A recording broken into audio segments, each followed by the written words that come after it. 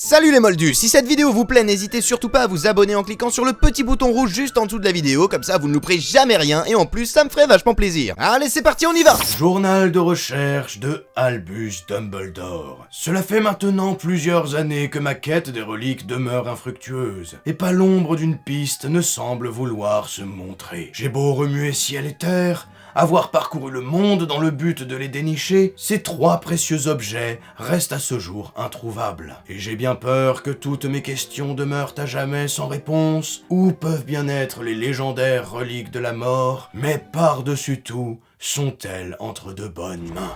Ah putain papy, j'ai encore perdu la cape d'invisibilité, mais en même temps c'est super chiant, dès que tu la poses quelque part tu peux plus la voir. Enfin bon bref, tant pis, c'est pas grave. Et donc ça, tu dis que c'est la baguette la plus puissante du monde, hein? Eh bien à ce qu'il paraît, oui. En tout cas moi cette bague me va vraiment ravir, je trouve. Qu'est-ce que tu en penses? Bah elle est pas si impressionnante que ça finalement. Je m'attendais à un truc un peu plus clinquant, je sais pas si t'es d'accord. Oh moi tu sais, je m'en fous, hein. Tout ce qui m'intéresse c'est savoir combien est-ce que nos clients sont prêts à payer pour ça. Tu crois pas qu'il faudrait l'essayer quand même pour voir? Parce que imagine si jamais on s'est trompé et que c'est pas la bonne. Ce serait un véritable désastre, nos clients ne nous le pardonneraient jamais. Il faut en avoir le cœur net, c'est absolument capital. Essaye donc avec cette plume, tiens, fais-la voler, on va voir ce qui se passe. Ouais, t'as raison, il faut essayer. Wingardium Leviosa. Wow!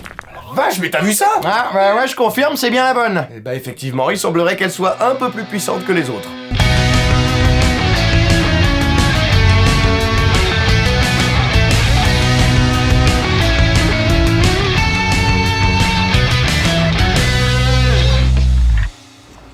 Les amis, vous le savez, Harry Potter est un univers que j'adore. Mais est-ce que vous savez ce que j'aime encore plus que l'histoire de Harry Potter? Les objets en rapport avec Harry Potter. Et l'argent de mon héritage est bien placé pour le savoir? Ouais, c'est vrai, j'avoue que j'y suis peut-être allé un peu fort. Et pour cause, ce qui fait selon moi principalement le charme de l'univers de Harry Potter, c'est aussi tous les objets magiques qu'on peut y trouver. Et d'ailleurs, les objets magiques occupent souvent une place centrale dans le récit. Presque tous les livres mettent en scène un objet autour duquel va se dérouler toute l'intrigue. Les reliques de la mort tournent autour des reliques de la mort, le prince de sang mêlé tourne autour des Horcruxes de Voldemort, la coupe de feu c'est carrément le nom du livre, dans le prisonnier d'Azkaban on a le retourneur de temps, dans la chambre des secrets c'est le journal de Gédusor, et dans l'école des sorciers on a bien sûr la pierre philosophale, mais surtout on a le miroir du Rized. Et c'est bien entendu de lui qu'on va parler aujourd'hui, parce qu'il est quand même vachement mystérieux cet objet. Il est extrêmement puissant et il est très vite devenu l'un des symboles les plus emblématiques de la saga. Au même titre qu'on s'est déjà tous demandé au moins une fois quel serait mon patronus, à quoi ma baguette ressemblerait, en quoi se changerait l'épouvantard si j'en avais un devant moi, est-ce que les mange-morts mangent vraiment des morts? Je te demande pardon. Pourquoi est-ce qu'il faut cliquer sur démarrer quand on veut éteindre l'ordinateur? Et c'est quoi le rapport? Y'en a pas, mais c'est une question que je me pose aussi. On s'est déjà tous demandé au moins une fois ce qu'on verrait si on se regardait dans le miroir du Rized. D'où est-ce qu'il vient, par qui il a été créé et comment? Bref, vous l'aurez compris, c'est un objet qui soulève énormément de questions. Des questions auxquelles on va justement essayer de répondre grâce à une théorie que j'ai trouvée et que je trouve vraiment particulièrement sympa, une théorie qui nous révèle ce qu'est réellement le miroir du Rized et qui nous révèle également par qui il a été créé. Et vous allez voir que cet objet pourrait en réalité être bien plus sombre et étrange que tout ce que vous avez imaginé. Pour comprendre cette théorie, il faut d'abord qu'on se pose la bonne question: à quoi sert le miroir du Rized? Et si l'on en croit l'inscription qu'on peut lire dessus, Erized el Ruok not et si amega siv not sap ert nomen euge, eh bien on sait pas parce que ça veut absolument rien dire. Bah si, c'est facile, ça veut dire je ne montre pas ton visage mais de ton cœur le désir. C'est la phrase qu'on obtient si on inverse toutes les lettres. Enfin papy, quand même tu savais pas ça, c'est pourtant vachement connu. Et il pouvait pas l'écrire normalement, fallait obligatoirement que ce soit une espèce d'énigme bizarre. Bon non, moi je trouve que c'est plutôt sensé, c'est pour rappeler le côté miroir justement qui inverse tout quand tu regardes dedans. Oui, sauf que comme c'est écrit sur le miroir, eh ben je ne peux pas me servir du dit miroir pour regarder le message. Ah oui, c'est vrai que là-dessus peut-être que tu marques un point. Bref, le miroir du Rized, ça sert à nous montrer notre désir le plus profond. Et quand Harry tombe sur le miroir du Rized pour la première fois, il se voit aux côtés de ses parents qu'il ne pourra malheureusement jamais voir pour de vrai, étant donné qu'ils ont tous les deux été tués par Voldemort quand il était bébé. Et c'est à partir de là que les choses sérieuses vont commencer. Parce que déjà, ce qui peut nous faire tiquer, c'est que le fonctionnement du miroir du Rized rappelle fortement le fonctionnement d'un autre objet qu'on a vu dans l'histoire, puisqu'il fonctionne quasiment de la même façon que la pierre de résurrection. Parce que si ton désir le plus profond, c'est de voir des gens qui sont morts et que tu aimais, et bah dans les deux cas, tu vas pouvoir voir des gens que tu aimais et qui sont décédés. Et d'ailleurs, quand Harry utilise la pierre de résurrection dans la forêt interdite avant d'aller affronter Voldemort, il voit exactement ce qu'il a vu dans le miroir du Riséd. Il voit ses parents, et comme on peut le lire dans le conte des 3 frères, le deuxième frère rentra chez lui où il vivait seul. Là, il sortit la pierre qui avait le pouvoir de ramener les morts, et la tourna 3 fois dans sa main. À son grand étonnement, et pour sa plus grande joie, la silhouette de la jeune fille qu'il avait un jour espéré épouser, avant qu'elle ne meure prématurément, apparut aussitôt devant ses yeux. Mais elle était triste, froide, séparée de lui comme par un voile. Bien qu'elle fût revenue parmi les vivants, elle n'appartenait pas à leur monde et souffrait de ce retour. Alors le deuxième frère, rendu fou par un désir sans espoir, finit par se tuer pour pouvoir enfin la rejoindre véritablement. Donc déjà, premier point, là aussi il est question d'un désir, mais surtout on a 2 objets qui ont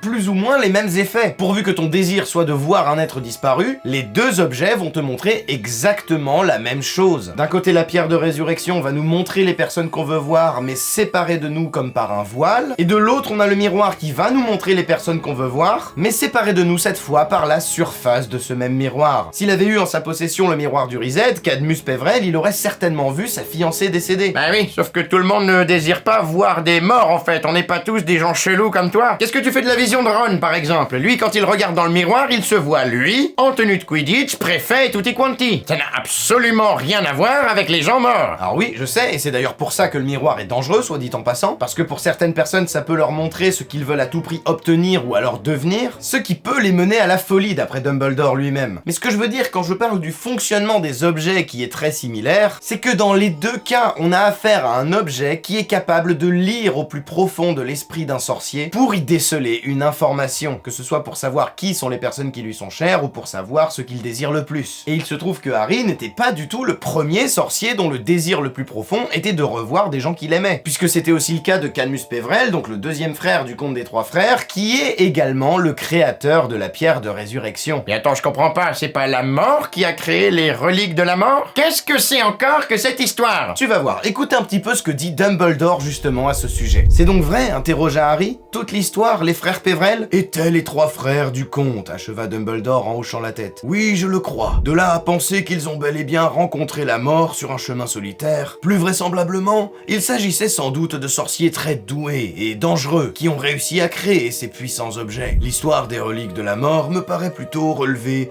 d'une légende issue des objets eux-mêmes. Donc c'est bien le deuxième frère, Cadmus Pévrel, qui a créé la pierre de résurrection. Jusque-là, ça, on en est à peu près sûr. Mais du coup, ça soulève aussi une autre question. Si la pierre de résurrection était l'objet qu'il voulait créer, si la pierre de résurrection était la version aboutie de tout son travail, est-ce qu'il n'aurait pas essayé d'abord d'autres choses avant d'arriver à créer cette pierre de résurrection? Parce qu'il a forcément dû faire des tests avant de réussir à créer l'objet final. C'est forcément l'aboutissement de nombreuses recherches et de nombreux essais. Et comme le fonctionnement de la pierre de résurrection rappelle fortement le fonctionnement du miroir du Riséd, est-ce qu'on ne pourrait pas se dire que le miroir du Riséd était justement l'une de ses premières versions de la pierre de résurrection? Est-ce qu'on ne pourrait pas se dire que le miroir du Riséd était un genre de prototype de pierre de résurrection? Et là maintenant, il est temps de s'occuper de comment fonctionne exactement le miroir du Riséd. Et déjà, si les reliques de la mort sont les formes abouties des projets des frères Pévrel, il y a de fortes chances que le fonctionnement du miroir du Riséd fonctionne plus ou moins sur le même principe. Et sur quel principe fonctionnent les reliques de la mort? Sur l'étude des animaux fantastiques et plus précisément l'étude des sombrales. S'il y a une chose dont on peut être à peu près sûr sur le fonctionnement des reliques de la mort, c'est qu'il est basé sur l'étude des sombrales. Parce qu'il y a beaucoup trop de choses dans les reliques de la mort qui rappellent justement les sombrales. Le cœur de la baguette de Suro est un crin de sombral, les sombrales sont des créatures invisibles, ce qui est exactement l'effet de la cape d'invisibilité, et quant à la pierre de résurrection, elle permet de voir les gens qui sont morts. Or, il se trouve que seuls ceux qui ont vu la mort en face ont la capacité de voir les sombrales. Donc, pour créer les reliques de la mort, les frères Pévrel ont étudié les sombrales de près, ainsi que leur capacité magique. Et ça veut dire une chose, ça veut dire que les frères Pévrel étaient des sorciers qui faisaient de la magie en se servant des animaux fantastiques. Et donc, si comme on l'a dit, le miroir du Riséd fonctionne sur le même principe que les reliques de la mort, alors ça veut dire que son fonctionnement est basé sur le pouvoir d'une créature magique. Ce qui signifie qu'on cherche une créature capable de lire au plus profond de l'esprit d'un sorcier pour y trouver une information, pour ensuite lui montrer justement quelque chose, puisque c'est bien ça que fait le miroir du Riséd. Et s'il y a dans l'univers d'Harry Potter